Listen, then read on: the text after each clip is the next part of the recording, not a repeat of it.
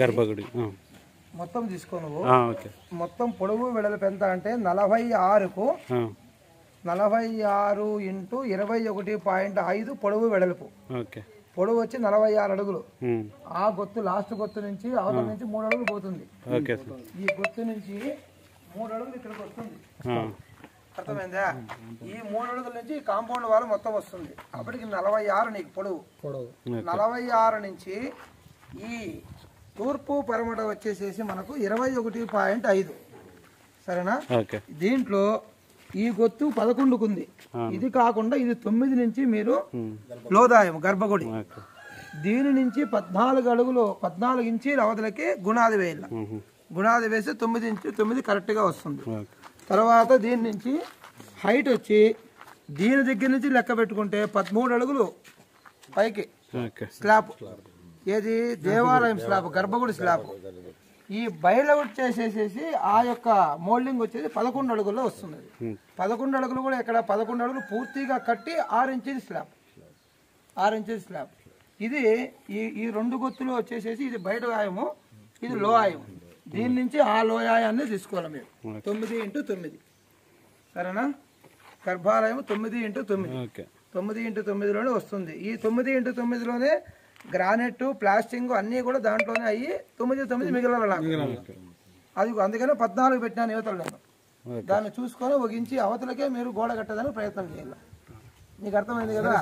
గోడ ఒగించి అవతలకి కడితే ఆ ఒగించిలో ప్లాస్టింగ్ టైల్స్ అన్ని వస్తాయి. ఎందుకంటే మళ్ళీ నువ్వు కట్టుకొని వచ్చేసి కరెక్ట్ గా 8:30 8:45 వస్తే ఆయం తప్పుతుంది. అట్లా కాకుండా నువ్వు చేయాలి. కవరింగ్ తో కలిపి 1 ఇంచి కాకపోతే 1 ఇంచి కన్నా 2 పాయింట్లు ఎక్కువ పెట్టుకుంటే కరెక్ట్ గా గ్రానైట్ వేసుకున్నా కూడా సరిపోతుంది. 9x9. ఇక్కడ ఎక్కేదానికి 2 మెటికలు వస్తాయి గర్భగుడికి. ఇది అందుకని మోల్డింగ్ హైట్ పెట్టాం. 13 అడుగులు పెట్టాం. 13 అడుగుల్లో ఈ 2 అడుగులు ఉంది కదా, ఈ 2 అడుగులు 2 మెటికలు వస్తాయి. 3వ మెటికి లోపలికి పోతాం గర్భాలయాన్ని. సరేనా? ఈ యొక్క ద్వారం యొక్క ఇది మొత్తం అంతా కూడా ఇది ఏమి కట్టదు. నువ్వు మొత్తం ఓపెన్ పెట్టి ఇది ఓపెన్ తర్వాత చెప్దాం దీని గురించి. ఏం చేయాలి నేను అడుగుదాం అనుకుంటే మీరే చెప్పండి. ఈ గోడ మాత్రం కట్టద్దు. ఈ గోడ వాకిలి ఆడొస్తుంది అనేది కరెక్ట్ గా పెట్టాలా? అందుకే విగ్రహాలు ఎన్ని వస్తాయి, ఏం పెడతాము అది చూసుకొని నేను 4 అడుగులు పెట్టాలా వాకిలి, 3 అడుగులు పెట్టాలా అనేది నేను చూసుకోవాలి. కాబట్టి దీన్ని గోడ కట్టద్దు. ఈ నా 3 పక్షాల గోడ కట్టేసి హైట్ చేసుకో. ఇదంతా కొట్టేసేయండి. గుణాది మాత్రం తీవద్దండి, అట్లే ఉంది. గుణాది అంతా అట్లే ఉంటుంది. గుణాది అంతా అట్లే ఉంటుంది. గుణాది తీసేదేమొద్దు. ఏం దీన్ని కొడతాం కదా టెంకాయ, ఆ టెంకాయ కొడతాం ఇక్కడికి అంతే. ఇంకో టెంకాయ అక్కడ కొట్టి దెబ్బేసేది మోల్డింగ్ లేదు కాబట్టి. కాంపౌండ్ అంతా 6 అడుగులు ఉంటుంది కదా. కాంపౌండ్ 6.5 అవతల ఎక్కువ వస్తుంది, ఈ పక్క తక్కువ వస్తుంది. 6 అడుగులు కాంపౌండ్ చుట్టూ 6 అడుగులు చుట్టూ మొత్తం. ఈ గర్భాలయానికి చుట్టూ 6 అడుగులు వస్తుంది. ఇక్కడ కాంపౌండ్ మొత్తం అంతా ఇది ఓపెన్. ఇదంతా ఓపెన్. ఇదంతా దేవాలయం. ఇది మాత్రమే 6 అడుగులకు గర్భగుడి చుట్టూ 6 అడుగులు. 6 అడుగులు వస్తుంది. అక్కడ 3 అడుగులు. ఇక్కడ 6 అడుగులు, ఎంట్రన్స్ లో 3 అడుగులు. 3.5 పెట్టుకుంటే ఆ అర్ధ అడుగులో మీరు గుణాది కట్టుకుంటారు, గోడ కట్టుకుంటారు. 3 అడుగులు లోదాయం ఉంటుంది. లేదు ఇంకొక అడుగు ఎక్కువ పెట్టుకుందాం స్వామి అంటే 4 పెట్టుకోండి, మీ ఇష్టం. చూద్దాం ప్రదర్శనానికి అంతా ఉన్నీరే స్వామి అంటే పెట్టుకోండి. అట్లా ఇబ్బంది గేట్ ఇక్కడ వచ్చేస్తుంది. గేట్ ఇక్కడ వస్తుంది. ఈ గుణాలు కడతాం కదా అక్కడ వచ్చేస్తుంది. ఆ గేట్ నుంచి ఇట్లా వచ్చి లోపలికి వచ్చేసి ఇది చాలా హైట్. చాలా అంత కాదు, హైట్ సరిపోతుంది. దేవాలయానికి చుట్టూ కూడా ఇక్కడ నుంచి గుణాలు ఎక్కువ ఖర్చు పెట్టుకోవద్దండి. ఒక 6 అడుగులు లేపండి. 5 అడుగులు 6 అడుగులు లేపి గ్రిల్ పెట్టండి. 4 కానీ 5 కానీ గ్రిల్ మిగతా అంతా గోడ అనుకుంటాను. ఎక్కడ కింద నుంచి 11 అంటే ఇక్కడ నుంచి మనకు 6 పెట్టుకొని పైన గ్రిల్ పెడితే వెంటిలేషన్ ఉంటుంది. అన్ని విధాలా బాగుంది. 6 కూడా రాదులే, పైన స్లాబ్ వస్తుంది, బీమ్ వస్తుంది. 6 పోతే ఒక బీమ్ వస్తుంది. 6 1 7 పోతే 4 వస్తుంది. 4 అడుగులు వెళ్తురు అంత బాగుంటుంది, వెంటిలేషన్ బాగుంటుంది. చుట్టూ లేదు అంటే ఇక్కడ ఒక దిమ్మి అక్కడ ఒక దిమ్మి లేపి మధ్యలో గ్రిల్ అట్లా గ్రిల్ పెట్టుకుంటాం. వద్దులే అట్లా బాగుండదు, మీ ఇష్టం. అదే అంతే ఖర్చును బట్టి చేయండి. చెప్తాంలే. గర్భాలయము ఈ 9 దగ్గర నుంచి 14 ఇంచీలు తీసుకుని ఈ టాప్ వచ్చేసేసి 13 అడుగులు హైట్, 13 దానిపైన మోల్డింగ్ పడుతుంది. ఇది 11 అడుగుల హైట్, 11 దానిపైన మోల్డింగ్ పడుతుంది అంతే. అప్పటికి 11 6 ఇంచీలు, ఇది 13 6 ఇంచీలు అంతే. గర్భాలయం గోడ మాత్రం 9 ఇంచులే కట్టేది. ఈ గర్భాలయం దగ్గర మాత్రము ఇక్కడ బీమేలు చుట్టూ 9 ఇంచులు, 9 ఇంచులు బీమేలు, గోడ కూడా 9 వస్తుంది. 9 ఇంచులు. ఇక్కడ నుంచి ఒక 2 బేల్దారు ఎక్కడ ఇక్కడ నుంచి తీసుకున్నాను 1 ఇంచును 1.5 ఇంచును తీసుకో, ఇట్లా తీసుకొని మనం భీమి చెప్పినా కదా లోకల్ 9 రావాలి కాబట్టి కరెక్ట్ సరిపోతుంది. చుట్టూ భీము రావాలి. ఎంత భీము నువ్వు వేస్తావో పైన గోపురం నిలుపుకోవడానికి మనకు అంత శక్తి ఇస్తారు. ఆ భీము కూడా నీకు అనుకూలమైతే ఇట్లా ప్లస్ ఆకారంలో కావాలంటే చిన్న కడ్డీలు 2 వేపించు. స్ట్రెంత్ లోపల పిల్లర్కి డైమండ్ రింగ్ కొట్టించు. దీని నుంచి దానికి, దాని నుంచి దీనికి పట్టుకున్నప్పుడు చిన్న ఇది వస్తుంది, మోల్డింగ్ బీమే వస్తుంది. అది వేపించేస్తే బలం ఉంటుంది, లేకుండా ఉంటుంది. సరేనా? ఇది పని పూర్తి స్థాయి. మీరే మంచి రోజు చూసి మాకు చెప్పండి, చెప్తాను. తీసుకోనండి. దక్షిణం మనకు మలుకోకూడదు.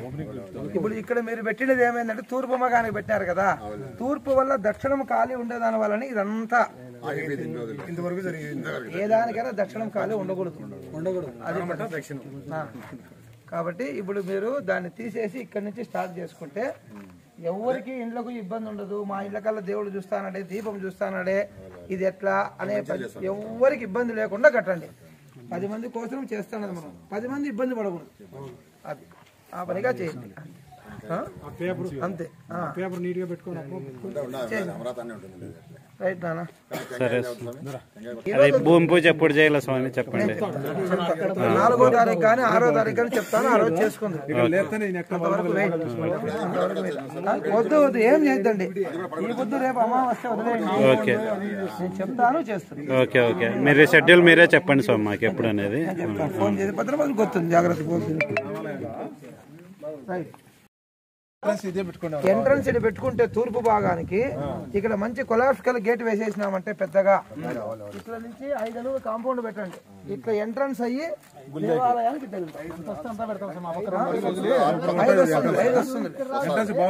అయ్యా తూర్పు ఈశాన్యము. అదే మనం ఎంట్రన్స్ అటు సైడ్ పెట్టకుండా తూర్పు ఫేస్ ఇక్కడ దీంట్లో రాయండి స్వామి. తూర్పు ఈశాన్యం, పెన్ తూర్పు ఈశాన్యంలో ఇక్కడ నుంచి మనం ఒక వదిలినాం కదా 9 అడుగులు. ఇది తీసేయండి స్వామి. ఈ గేట్ ఉండేది, ఇది కూడా చిన్న గేట్, చిన్న గేట్. దక్షిణం ఎంత వచ్చిందప్ప? 5 వచ్చింది. 5 ఉంది. ఎంత ఉంది ఇక్కడ నుంచి? 5 ఎక్కువ ఉంది మనకు. 5 చాలా. 5 కడితే లోదాయం 4 వస్తుంది. కొంచెం బాగా కట్టు, హైట్ కట్టు, కట్టు. ఇబ్బంది ఎందుకంటే చిన్న పన్న పిల్లోళ్ళు వస్తూ ఉంటారు. ఎవరికి ఎత్తలా 2 ఒకే లెవెల్ దీని లెవెల్ తో అది ఈ గోడ ఎంత వస్తుందో 6 అడుగులు పెడతావో, 5 అడుగులు పెడతావో, 6 అడుగులు పెడతావో, ఇది గ్రిల్ కాకుండా అంత హైట్ కట్టాయి. సేఫ్టీ గుడిలో మనం క్లీన్ చేస్తాం కదా, బాయికి పెట్టేస్తాము. విగ్రహాలు కడిగే నీళ్లు డైరెక్ట్ అంతా వెళ్ళిపోని నేరుగా బాయిలోకి పోవచ్చు. అభిషేకం నీళ్ళు డైరెక్ట్ ఇక్కడ రావాలి. పైపు ఈ నుంచి వచ్చి చక్కగా ఒక పైపు, లావు పైపు వేసి పెట్టేయండి. ఇప్పుడే ఇప్పుడు ఇది కడతావు కదా, 2 ఇంచుల పైపు 3 ఇంచుల పైపు పెట్టేసి ఈ పైకి కూడా పైప్ పెట్టేసి పెట్టిండు. పైకి పెట్టి ఆ, మళ్ళా ఎప్పుడు ఎక్కడ యా గుళ్ళకు పోయినా ఇదే రామాయణమే. నీళ్లు పోకుండా ఇబ్బంది అవుతుంది. ఇప్పుడు అది కింద పైన పోతే సరిపోతుందా? పైన పోయి అంతే. ఏమి ఇక్కడ మనం లేస్తాంలా, ఇది 2 అడుగులు లేస్తుంది కదా. Correct correct. 2 అడుగులు లేస్తుంది కదా. ఇప్పుడు దీని సమానంలో పైపు వేసేసుకోటి. ఇప్పుడే పక్క పెట్టి వేసేసి కిందికి వచ్చి ఏడ పైకి టీలు వేసుకొని పైకి లేస్తుంది. ఇక్కడ 3 అడుగులు లేపి తర్వాత ఎంతకన్నా కట్ చేసుకోవచ్చు. నీట్గా వెళ్ళిపోతుంటాయి నీళ్ళు. సరేనా? పోలేసి పెట్టేసి డైరెక్ట్గా ఈ నీళ్లు మాత్రమే, దేవుని కడిగిన నీళ్లు మాత్రమే బాయిలో పడతాయి. అంతే అంతే. అభిషేకం చేయని, దేవుని కడగని, ఏదైనా చేయని. ఇది కడిగిన నీళ్లు మాత్రం ఎడన్నా కానీ పక్కన పెట్టేసి బయటికి పెట్టేసి చూడ బయటికి పెట్టేది. ఇంకా టాప్ నీళ్ళు, మేము మోల్డింగ్ నీళ్ళు కూడా అవతలకే వాస్తు కట్టే పోతుంది. అంతే. ఇబ్బంది ఉండదు. అట్లా వస్తారు దేవస్థానంలోకి ఎంటర్ అయ్యి ఇట్లా వస్తారు. ఇదంతా దేవస్థానం చూసుకుంటారు. ఎబ్బాటంగా 12 పెట్టాలా 16 పెట్టాలా ఏమొద్దు. 6 అడుగులు గోపురం, 7 అడుగులు గోపురం కట్టినా కూడా 2 అడుగులు కలిసం పెడితే 9 అడుగులు అవుతుంది. 9 అడుగులు పెడితే 2 అడుగులు కలిసం పెడితే 11 అవుతుంది గోపురం. మనం 9 పెడతాం కాబట్టి అంతే అంతే. నేను అంటాను స్థాయి 9 కాబట్టి హైట్ 9 పెట్టుకుంటే గోపురము 11 అవుతుంది. పైన కలశం పెట్టాలకు 2 అడుగులు వస్తుంది. కలశం 11 అవుతుంది. చాలా సింపుల్ గా వస్తుంది గోపురం. ఊరికే 15 అడుగులు గోపురం కట్టుకొని ఏం చేసేది ఏం లేదు. మోల్డింగ్ పైన నుంచి 9 అడుగులు కరెక్ట్ గా గోపురం, 2 అడుగులు కలశం. లేదంటే 11 పెట్టాలా, 2 అడుగులు కలశం 13 పెట్టాలా. ఇది బేస్ సంఖ్య. దాన్ని బట్టి 11 పెడితే 13 అవుతుంది. సాయంత్రం గుడికి వస్తాడు, డేట్ చెప్తాను. ఆ డేట్ ప్రకారం అందరూ స్నానం చేసి వచ్చేసి దారం పట్టేసుకున్నాను. ఆ దారం పట్టేసుకునేసి ఆ దారం అట్లా, ఈ దారం ఇట్లా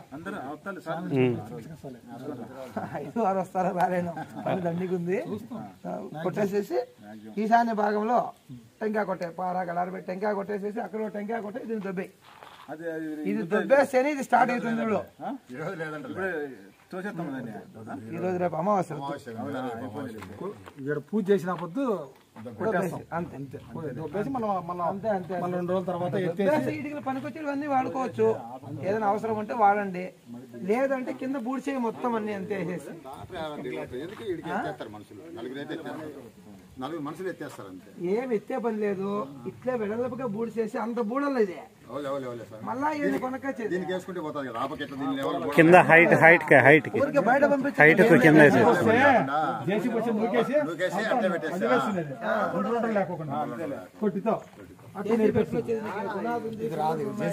అవదు.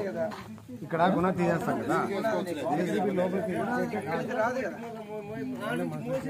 ఇప్పుడు గుణాది ఇట్లా రావాలంటే వద్దు, మంటలతో కొట్టించేయండి. కొట్టేసి ఏం బా పోయి సుమా ఏం సమయం పదామా అర్థమైందా? ఈ పేపరు ఏ గురమ్మా ఈ పేపర్ ఫోటో తీసేసుకొస్తాను. బుక్ నీదేనా? ఇంట్లో పెట్టా ఆ పేపర్ నీ దగ్గర ఫోటో తీసుకోపో. పోయినా కూడా మళ్ళీ ఇబ్బంది ఉండదు. మీరేం భయపడద్దండి. ఇది దేవళం, ఇది శాశ్వతంగా ఉంటుంది జీవితం అంతా. కాబట్టి లక్షణంగా కట్టండి, మీకు ఏం ఇబ్బంది లేదు. ఎవరి ఇంటికి ఇంత కూడా పడదు. ఇక్కడ 6 అడుగుల్లోనే గోపురం వస్తే ఇక్కడ నుంచి మన ఇల్లు 11 అడుగులు ఉంది దూరం. కాబట్టి మనకు పడదు, నీడ కూడా పడదప్పా. దాని గురించి ఆలోచన చేయదండి. నీడ కూడా పడదు, ఏమి ఇబ్బంది లేదు. గుడికి గుడి, ఇల్లు గుడి 2 జాయింట్ కాకూడదు. ఎవరి ఇల్లు గుడికి జాయింట్ కాకూడదు. ఇప్పుడు అందుకనే కదా అది జాయింట్ లో దగ్గర కొటాంగం వేయాలన్నా కూడా వద్దు, దీనికి మాత్రమే కొటాంగం వేస్తామని చెప్పిన. అంతే వద్దులే స్వామి. ఎందుకంటే ఎవరికి ఇబ్బంది వద్దులే. ఎవరు నీళ్లు పడేది నీళ్లు పడేది కరెక్ట్ గా మోల్డింగ్ కూడా దాన్ని కరెక్ట్ గా పెట్టాయి. అవతలకి మాత్రం పెట్టదు, పిల్లర్ వరకే పెట్టి పైన అంత చేయబట్టి కూడా కట్టేసి నీళ్లు కూడా అవతలకి పడకూడదు. ఎవరికి ఇబ్బంది పెట్టద్దు. ఇది గ్రామం, ఇది ఎవరికి ఇబ్బంది పెట్టదు. సరేపా. దండ తిట్ట ఏం దండ తిట్టిది? మామూలు దొండకాయలు, మామూలు దొండకాయలే స్వామి. అడవి దొండకాయ నాటి